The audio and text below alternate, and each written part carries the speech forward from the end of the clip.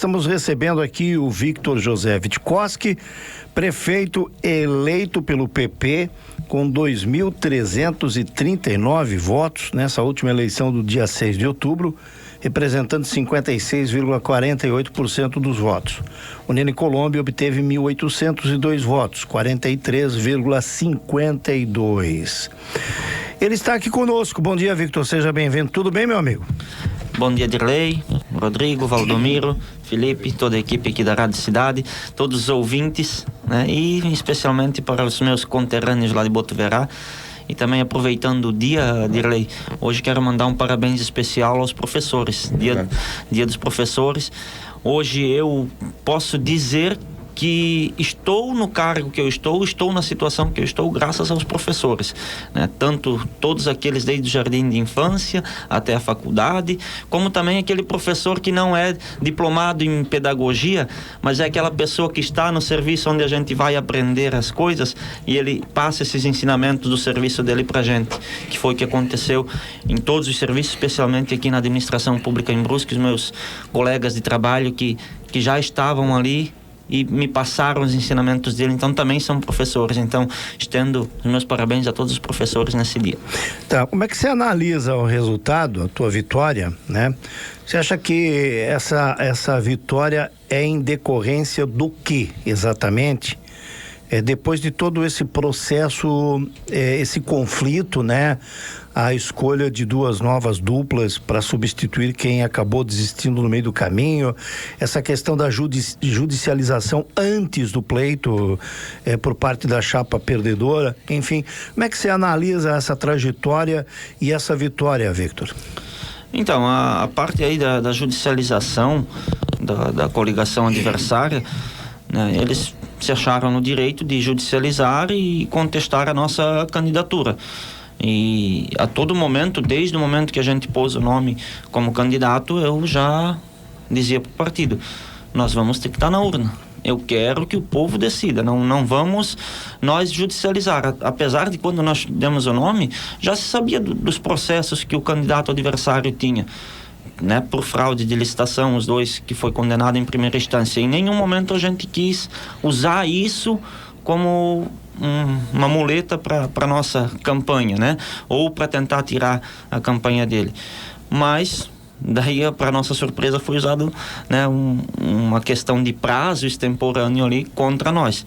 Mas em nenhum momento a gente pensou em decidir na justiça. A gente desde o princípio disse: vamos para a urna e o que o povo decidir depois que seja cumprido, né?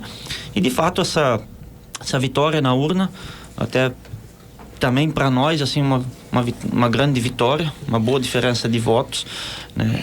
Mas que mostrou que o povo queria mudança. O povo queria ver inovação, queria ver algo diferente, acreditou nas nossas propostas, né? A nossa proposta de não trocar votos por cargos ou por apoio na campanha, de formar uma equipe técnica dentro da prefeitura, né? Fazer a coisa andar, atender a todos igualmente. Então o povo, né, colocou essa esperança em nós. O que a gente viu na festa da vitória, lá naquele domingo à noite em Botuverá, de arrepiar. Assim, ver pessoas chorando de emoção, chorando de alegria, estavam mais emocionadas do que nós que tínhamos ganhado uma eleição, depois de um trabalho cansativo de quase 50 dias, né, de campanha. E eu vi aquelas pessoas chorando, eu pensava: mas o que a gente fez? A gente despertou uma esperança nessas pessoas. Ao mesmo tempo que isso nos emocionava, ver essas pessoas alegres, felizes, chorando de emoção, carregando a gente nos braços, nos ombros.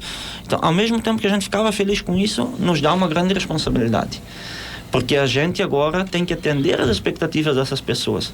Eles depositaram a esperança de uma cidade melhor, de novos ares políticos, nova administração na gente. Então, ao mesmo tempo, a gente fica agora com essa responsabilidade e com certeza a gente vai retribuir, sim, esses votos, essa esperança depositada em nós. Agora, Vitor, vitória assegurada, e agora como é que tá teus passos agora a montagem do governo? Você é atual vereador, né? Continua lá até o final do ano. A gente sabe que também tem uma questão de você ter o apoio na Câmara Municipal. Queria que você falasse como é que você vê isso, a questão com a nova Câmara, como é que você vê esse apoio, e como é que tá agora a montagem do governo, a montagem da tua estrutura para assumir o governo ano que vem. Então, Rodrigo, nesses primeiros dias nós estamos focados em trabalhar para a transição. Estamos pegando os exemplos, estamos fazendo... Teve reunião com o prefeito André Vec aqui, né? Sim, a gente esteve reunido aqui com o André Vec na manhã de ontem. Na tarde de sexta-feira passada a gente esteve reunido com o Zirk, lá da Guabiruba.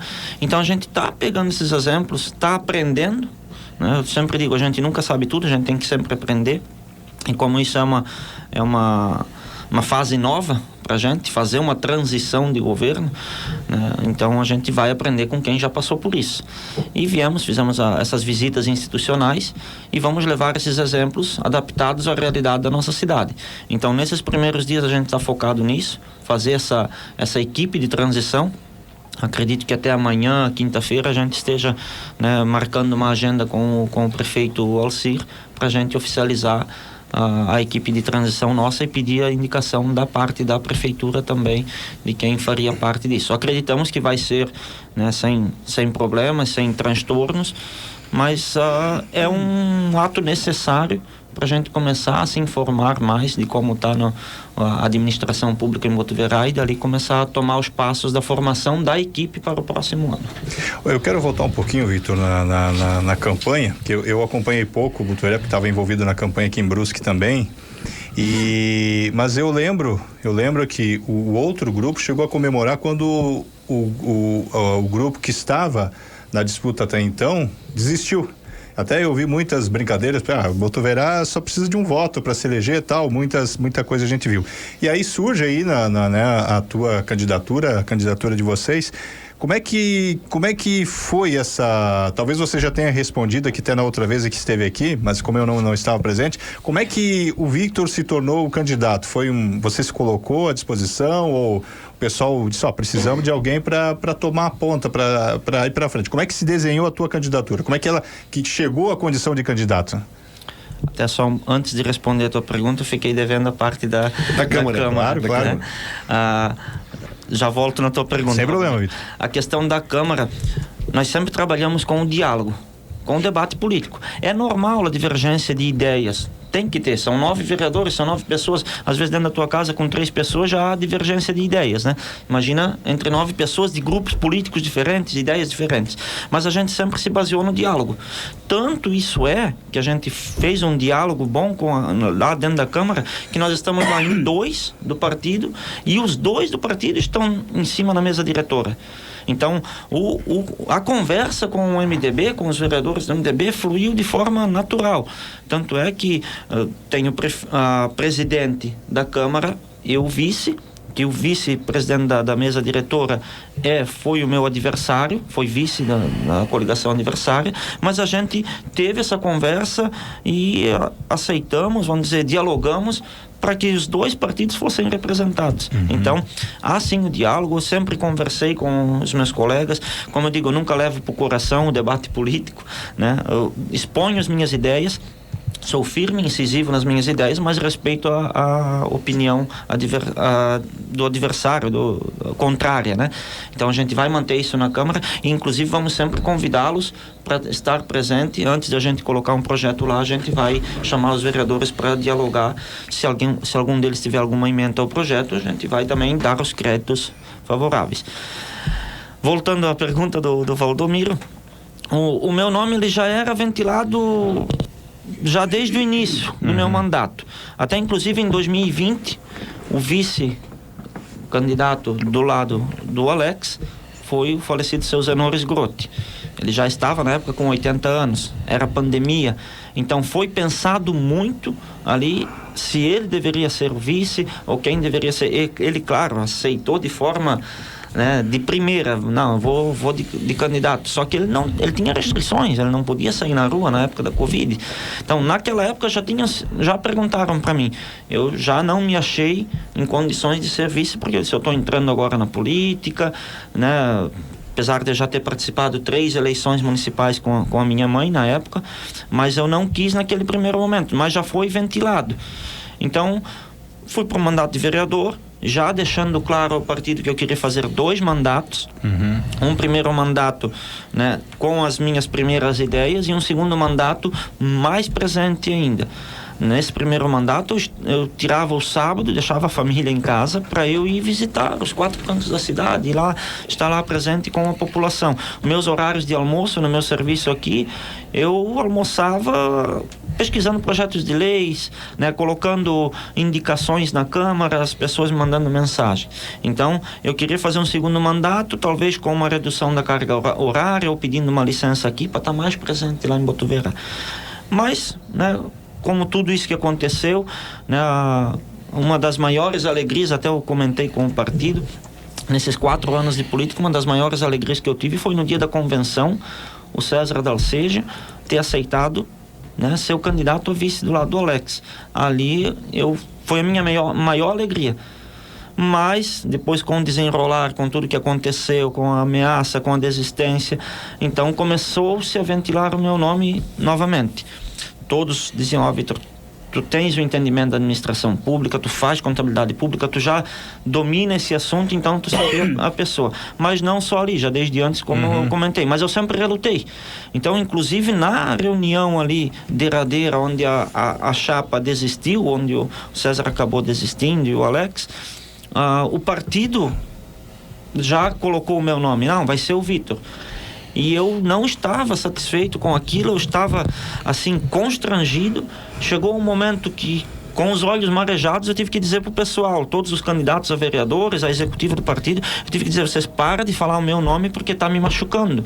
Eu não me sinto que seja o meu momento, não vou. Daí passou aquela noite, naquele dia seguinte, que era o último dia ali do prazo. Aí o partido, né, viu que eu estava mais de cabeça mais fria, voltaram a conversar comigo. Eu disse que eu não iria abrir mão da minha carreira. Eu sou servidor público de carreira, não iria abrir mão disso. Então daí sim eu fui atrás, ver se eu conseguiria uma licença, né, porque a gente tem no estatuto direito à licença, né, por 4 mais 2 mais 2. E daí, quando eu consegui alinhar isso, que eu teria essa licença para ser um candidato a prefeito na minha cidade, então eu voltei ao partido e disse, estou apto, eu vou, não para não deixar o partido morrer ou por causa de ego. Como eu falei aqui na primeira entrevista, eu entendo que há uma hierarquia dentro do partido. E tanto eu quanto o partido, e a hierarquia era quem? Era o Alex Tacchini, que já deu a cara a tapa 4 anos atrás. Então, eu dizia que eu ia eleger ele como prefeito. Mas, nessa condição, passou-se ao meu nome. Então, quando eu falei que eu iria, eu escolhi o vice, até porque no dia da reunião ali na noite anterior, né, naquela quarta-feira, que na quinta, não me lembro o dia do mês, na quinta terminava o prazo, naquela quarta-feira, que daí na quinta a gente fez a reunião derradeira ali para escolher a chapa. O Caio já me procurou para dizer, Vitor, tu tem que ser o candidato a prefeito. E ele, por ser uma pessoa nova, né, uma pessoa nova e da classe empresarial, acho que agregaria muito, formado também. Então ali o nome foi naturalmente os nossos 2 nomes. Entrevista com o candidato eleito de Botuverá, o Victor Witkowski. Ô Victor, você ainda na condição de vereador, né? Nós tivemos aí essa legislatura são 2 vereadores do PP e 7 do MDB, né? Isso. Me corrija se eu estiver errado. Isso mesmo. Agora nós temos 5 do MDB e 4 do PP, é isso? Isso. Eleitos para a próxima legislatura, 4 do PP e 5 do MDB. Me corrija se eu estiver errado, mas ali em Botuverá nós temos uma característica de Câmara de Vereadores, e agora eu estou falando com o vereador. Meio que vocês não fazem uma oposição assim muito sistemática, né? Aquela ferrenha. Não faz, né? Não. E o que você espera dessa nova Câmara? Eu não sei que se houve uma renovação muito grande na Câmara, mas teve, né? 2 reeleitos só. 2 reeleitos. Então, de 9 vereadores, 2 conseguiram... Esses 2, um é do PP e outro do MDB? Não, são os 2 do MDB. 2 do MDB. 2 do MDB se reelegeram. Como é que você vai trabalhar com essa situação da Câmara de Vereadores para aprovar seus projetos? Então, Dirley, a gente já durante a campanha a gente já comentava que a gente vai apresentar o projeto, a gente vai ser bem transparente com a população. Vamos apresentar os projetos, vamos convidar os vereadores, todos os 9, para apreciar o projeto, pegar ideias. Se algum deles tiver alguma ideia diferente que acha que não está certo no projeto, que apresente a emenda ao projeto na Câmara, mas a gente vai trabalhar, né, sendo transparente com a população. Esse projeto ele visa beneficiar tal comunidade ou vai dar esses incentivos, então a gente pede que você converse com o seu vereador, fale para ele da importância desse projeto, que isso vai mudar para a sua vida e que peça a aprovação também. Então, não só nós não, né, mas a população está a par do que é esse projeto, né? Nós temos vereadores que, como o Dirley citou, nós não tem aquela oposição ferrenha, desde que seja projetos bons. Durante esse mandato eu tive, acho, 3 ou 4 projetos que eu fui contrário, mas coloquei a minha opinião técnica sobre esses projetos. Não sou favorável por isso. E, claro, houve divergência das ideias, mas tudo dentro do ramo saudável aí da política. Então a gente espera que assim também esteja. Se tiver alguém com ideia contrária, como falei, que apresente as emendas e a gente dá os créditos também. O projeto é do executivo com emenda do vereador e assim beneficiar os reais interessados, que é a população, né? Sendo mais pragmático, Victor, há chance de o convite para, até porque você tem na prática minoria, né? Vai ter minoria, para que o MDB participe do governo? Sim, não vejo problemas. Nós não somos radicais, né? Como foi citado. Sim. E não tem problema nenhum se algum vereador estiver fazendo parte do nosso governo, né? Eu já falei aqui durante a campanha, falei em outras entrevistas e volto a repetir: o candidato é do partido, o eleito é do povo, é do município. Então a gente não vai fazer distinção MDB ou PP, é vereador, o vereador do município. Então vamos trabalhar normalmente. Se algum deles se sentir à vontade de nos apoiar ou estiver junto com nós, o nosso gabinete vai estar aberto para conversa. A gente sabe que a receita do município de Botuverá, pelo tamanho do município, é uma receita pequena, né? Que tipo de pensamento você tem em relação à aplicação do orçamento? Que obra você pensa que é importante de maneira imediata você começar? Olha, numa forma imediata a gente tem as questões da saúde, né? Como também já falei outras vezes. E quando eu falo em obra, a saúde é uma obra Sim. obra importante, você, postos, né? Contratação de médicos, enfim. É a questão de ter um PA em Botuverá, ter um pronto atendimento, e a questão do contrato com o Hospital Dom Joaquim, que é amplamente falado e discutido, a população pede muito. Você é favorável? Favorável, totalmente favorável. Então, são essas duas questões mais impactantes agora, vamos dizer, num primeiro momento, a gente começar a fazer. E a questão da manutenção e melhoria nas estradas municipais. Nós temos mais de 300 quilômetros de estrada de chão em Botuverá, de todas as ruas, os becos, as tifas, né, chamadas lá no interior, as estradas municipais do interior.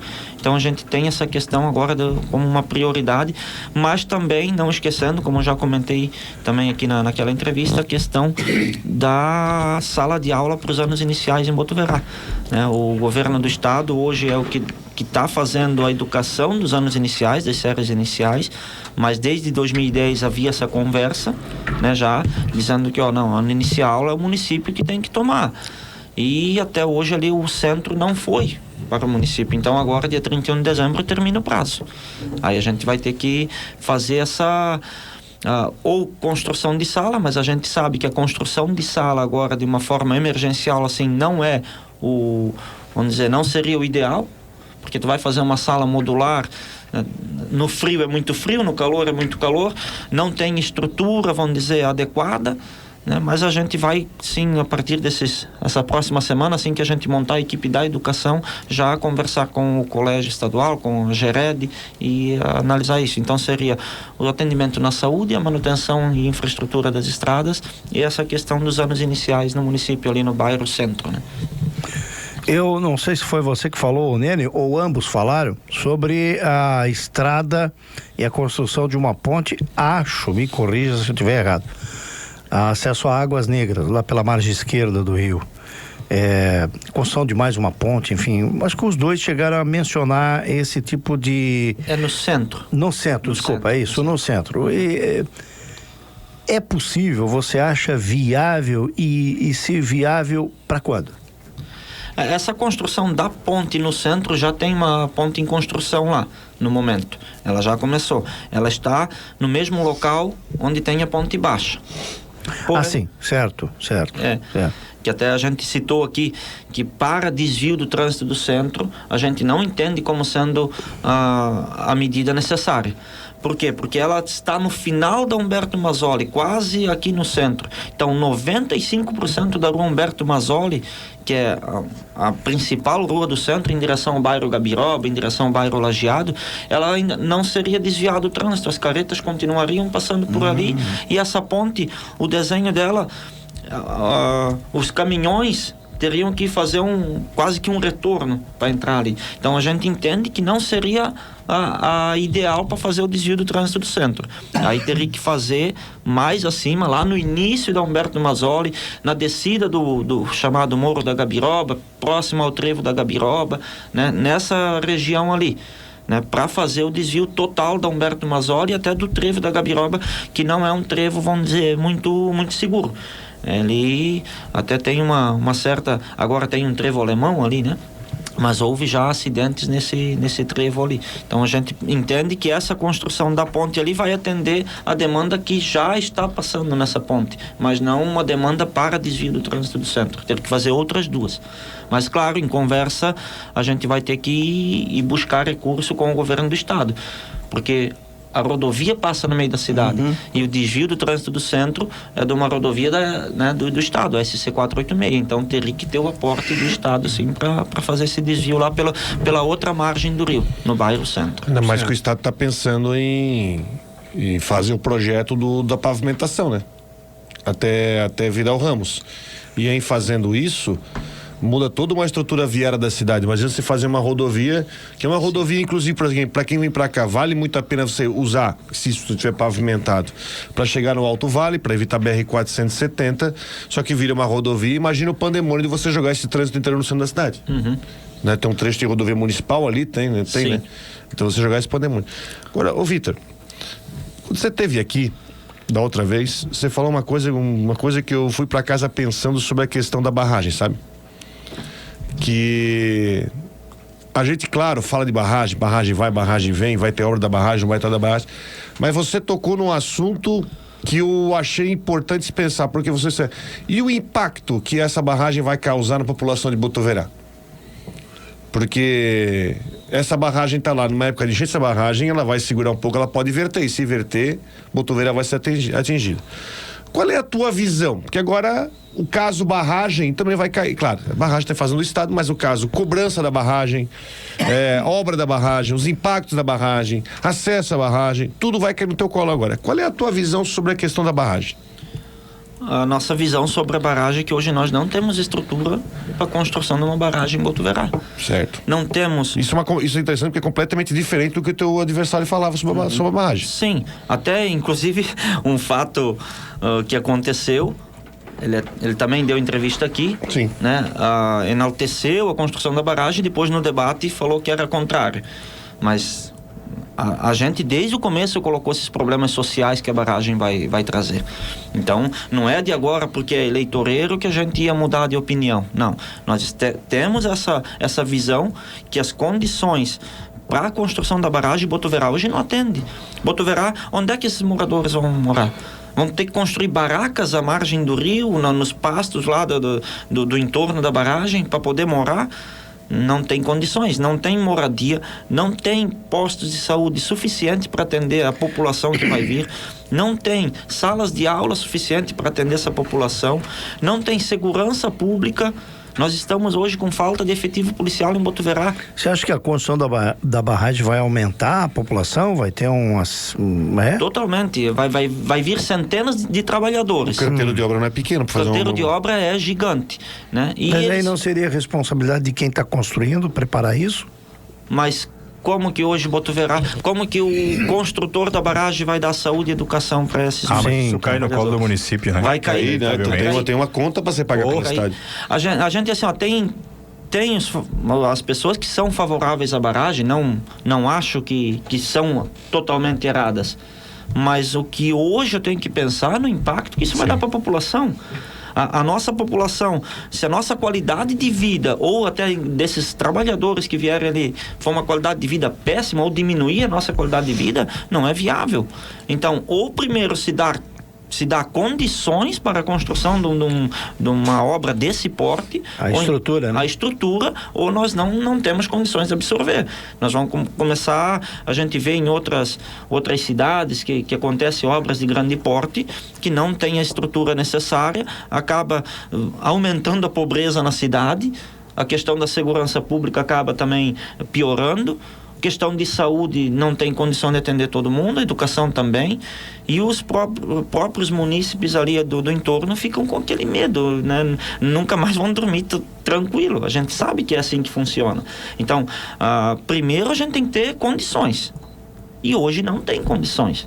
Não sei se num futuro a gente quer preparar uma cidade, o nosso mandato, para daqui a 20, 30 anos ter deixado um legado. A gente não quer estar ali no mandato para resolver problema. A gente não quer ser o bombeiro que vai lá e apaga o fogo. A gente quer ser o técnico de segurança do trabalho, que não deixa acontecer. Então a gente quer deixar um legado que daqui a 20, 30 anos tenha condições de ter uma obra desse porte. Não necessariamente precisa ser barragem, mas a construção de rodovias, de outras obras importantes. Hoje nós não temos isso. Muito bem, pois não. Dirley, esse pensamento do Vitor sobre o impacto da barragem, isso é muito importante, cara, porque eu fiquei pensando, até por causa de campanha eleitoral. É uma visão que nunca foi muito levantada, né? Exatamente, eu quero chamar a atenção, é uma visão que nesses anos todos, a gente fazendo cobertura de barragem. Sim. Cobertura de barragem, eu digo o seguinte, pessoal do IMA, governo do estado, governador que passou que foi, prefeito que passou que foi, tudo que se falou de barragem, barragem, mas ninguém, eu tenho que falar na questão, porque o Vitor está aqui, ninguém falou dessa questão de impacto que causa no município da barragem. Quando a gente vê, por exemplo, Taió, isso é interessante falar. Aí, também ninguém vai dizer isso aqui que eu sou militante contra a barragem, tá? Eu acho que o combate às cheias tem que acontecer, mas de uma forma... Mas, por exemplo, Taió ficou debaixo da água porque a barragem lá verteu. E quando a barragem verte, a primeira cidade é a que mais sente, porque vai cair um volume de água gigante, depois vai descer. E ninguém falou sobre isso, sobre o impacto que pode causar. A Botuverá vai ter a barragem, até pode ser para a parte turística, porque vai ter o lago, enfim. Mas no caso do transbordamento, Botuverá vai sentir de uma forma muito mais grave do que sente numa enchente. Mas isso foi debatido, não foi? Lá em Botuverá, você como vereador acompanhou esse debate sobre... Na época foi 2013, 14 ali, começou esses debates ali. A gente não acompanhou, não participei da audiência pública. Só que já naquela época os moradores lá do entorno...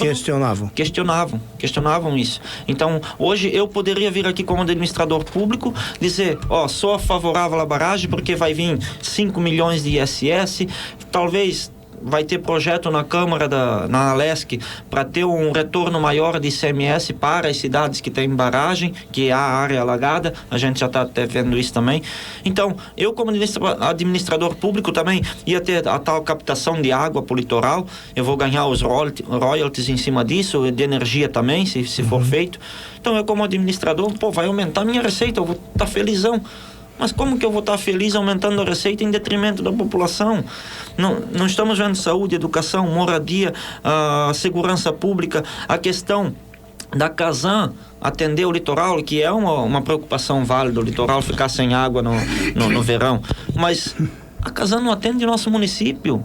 atende só o centro. Os nossos moradores tendo que ir no meio do mato, procurar nascente, pegar água de grota, para ter água dentro da sua casa, enquanto vai passar um tubo gigante debaixo dos nossos pés aí na cidade para levar água para o litoral.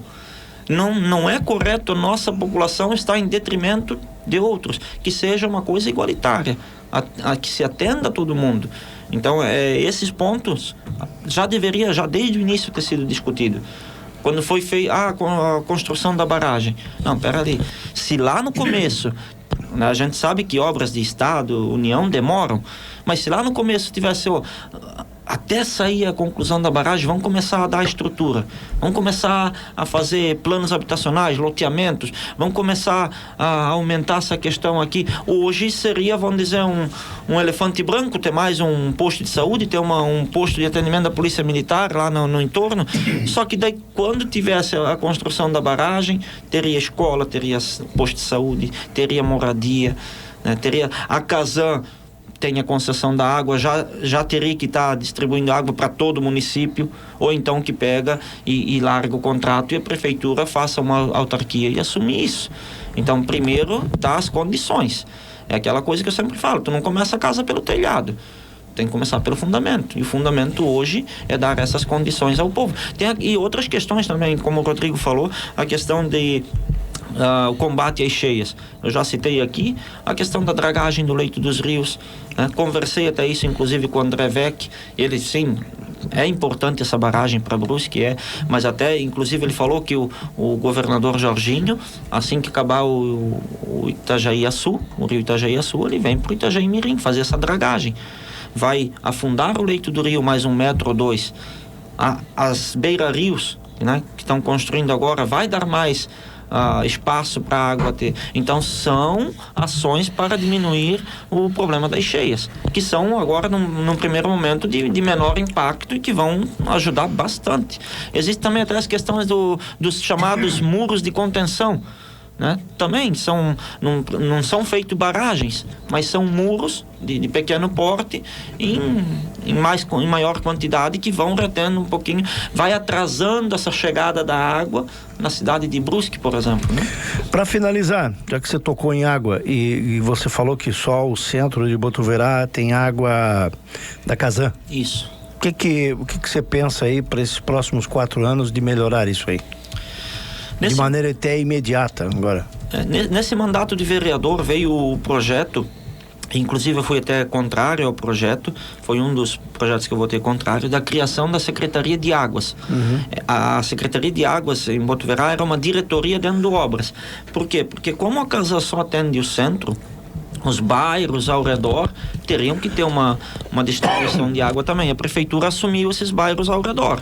Só que o contrato hoje, se a Casan quiser dizer, não, é eu que tenho, vocês se retirem, o direito é dela. Só que há um imbróglio jurídico ali, Odirley, que a Casan tem a concessão, mas não atende o município todo. Aí a prefeitura tinha essa diretoria dentro do Obras, prestava o mesmo serviço que sempre prestou, mas foi criada uma secretaria. Até quando vai a concessão da Casan? Se eu não me engano, foi agora em 2020, feito para mais de 10 anos. Renovado. Então, vai lá para 2030, uma coisa assim. Mas é um dos pontos, um dos contratos que a gente vai ver quando estiver lá, para ver o que a gente pode fazer para melhorar. Ou atende, ou então entrega, e a prefeitura, daí sim, como eu já dei a ideia quando veio esse projeto da secretaria, de criar uma autarquia, tipo como o Samay tem aqui em Brusque. Aí sim o município, não, agora é de direito, a concessão é do município, o município vai investir, daí vamos atrás de financiamentos, porque a autarquia tem, vamos dizer, uma viabilidade jurídica maior do que uma própria secretaria ali dentro. E hoje, como é que eu vou fazer uma autarquia se a concessão do serviço não é minha? Não tem como. Então é uma questão que a gente vai rever vai ver esse contrato até quando vai a concessão e conversar com a Casan, ver o que a gente pode analisar dentro disso ali, mas não deixar ninguém sem a distribuição de água em Botuverá, né? Victor, muitíssimo obrigado. Esperamos, a partir do ano que vem aí, ver você mais vezes aqui na Rádio Cidade para a gente conversar. Obrigado. Estou à disposição, sempre que me convidar estarei aqui. Gosto de conversar, de bater esse papo. Eu sempre fui falador, então a gente vem aqui, bate um papo, conversa. Gosto de política, de futebol também, então sempre que tiver o espaço aberto, pode me chamar que, se a agenda deixar, a gente está aqui conversando com vocês, com nossos ouvintes da Rádio Cidade.